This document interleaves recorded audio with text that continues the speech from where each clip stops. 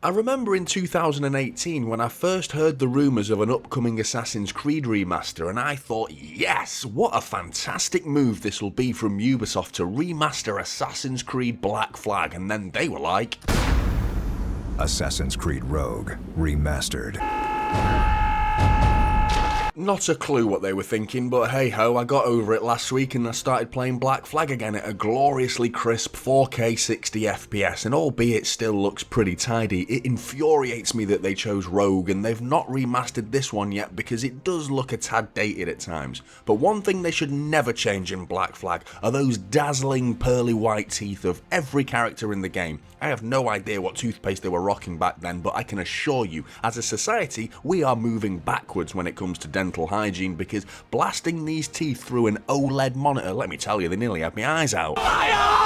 It's still a solid enough game visually, with some scenic and vibrant landscapes to gaze upon. Even on console the visuals aren't too shabby, but they're still capped at 30 FPS, whereas on PC it's capped at 60 FPS. There's a small modding community only offering a few reshades for PC players, and be warned about the physics particle setting, because this can seriously dunk on your FPS. There's the occasional pop-in too, but this is probably the only game that can legitimately get away with it by blaming it on the story as part of the animus loading in the characters. Speaking of the story though, keeping it as spoiler free as possible, because let me tell you, it's a great story. It continues from where Assassin's Creed 3 left us, following Abstergo Industries' exploration into genetic memories, in particular the memory of the charismatic pirate Edward Kenway during the 1700s. Edward becomes entangled within the many twists and turns involving the Spanish, the Brits, some cheeky swashbuckling pirates, and of course the wild conspiracies involving the infamous Templars that have been an overarching involvement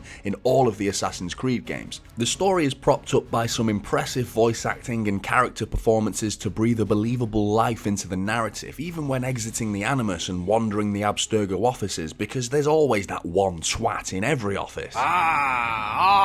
Yar, matey. What a knobhead. Anyway, Odyssey is probably my all-time favourite Assassin's Creed game, and I certainly can't be bothered getting into ranking them, but one thing that always bothered me about Odyssey was its unnecessarily large world, a design choice that was carried over into Valhalla too, but with Black Flag it was really Ubisoft's first real crack at an open world with this much focus on exploration. Forgetting the fact that huge chunks of the world were broken up by loading screens, the size of it just felt perfect. They really doubled down on the exploration compared to AC3, which is still open world but now feels a little more scripted and linear in level design, in particular during the missions. Black Flag has the three main cities of Havana, Kingston and Nassau, all varied in their aura and their architecture, but all three have some seriously satisfying level design to utilise Edward's parkouring skills. These three cities, as well as the multitude of smaller islands on the map, all offer so much exploration, side content and immersion, a ton of collectibles and treasure chests to find, as well as passing by some random NPCs and listening to in-depth conversations, random events occurring, having a quick game of checkers or going to the bar for a quick tipple and hopefully not catching syphilis while you're at it.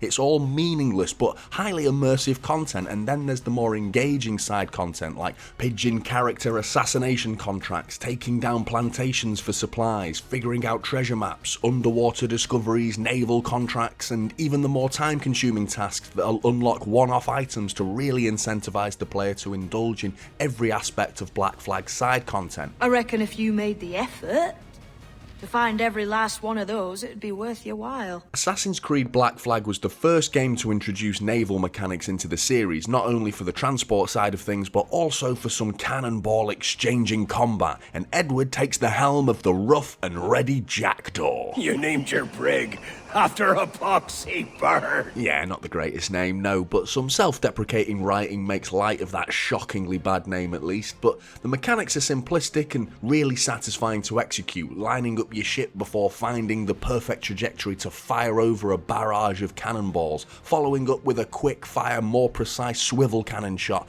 and finally bracing your crew for the enemy's inevitable retaliation. It's a rewarding loop of combat mechanics that can be mixed up further by dropping explosive massive barrels from the ship's stern, launching a chain shot from the bow to rip the enemy's masts to shreds, or simply T-bone the crap out of them with a full-speed ram. Eventually boarding the enemy's ship for the maximum plunder is yet another reward for your victory at sea, swinging across from your ship to land on the enemies before cutting them to ribbons is so empowering, you know, it really makes you feel like a pirate.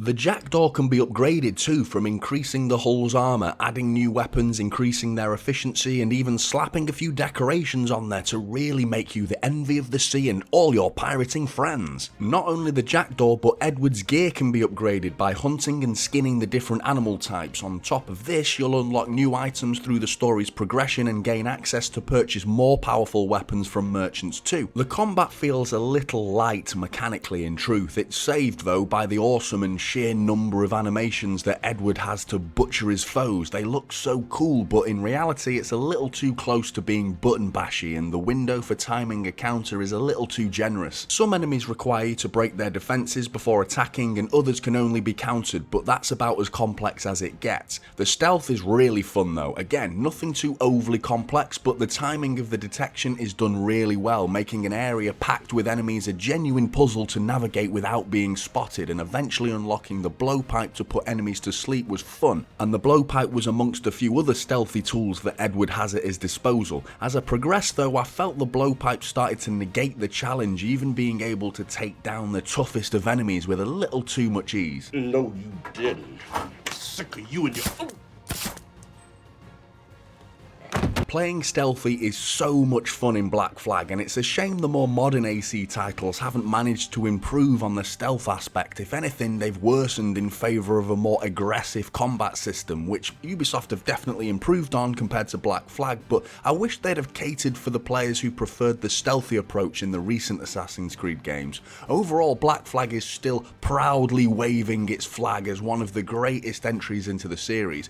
Even now, since it released back in 2013, there's some notable chinks in its armour that have worn down over the years due to the modern standards of today, which is to be expected, the combat being a little light mechanically, the traversal being a tad frustrating, making it nearly impossible to just simply jog on the floor at times, and enough stalking and eavesdropping missions to make you want to hand in your notice as an assassin / pirate. But the welcome introduction to the naval mechanics, the level design catered for parkour, the exploration alongside a genuinely engaging narrative makes this not only one of the best Assassin's Creed games, but it goes toe to toe with some of the best games that were released back in 2013. This might be a hard sell to console players craving that 60 FPS experience, but PC players shouldn't have any doubts if you're wondering how Assassin's Creed Black Flag is holding up in 2022. Share your thoughts in the comments below. Have you played Black Flag recently? If so, what did you think? Does it need a remaster? Let me know what you think, and I'll see you in the next one.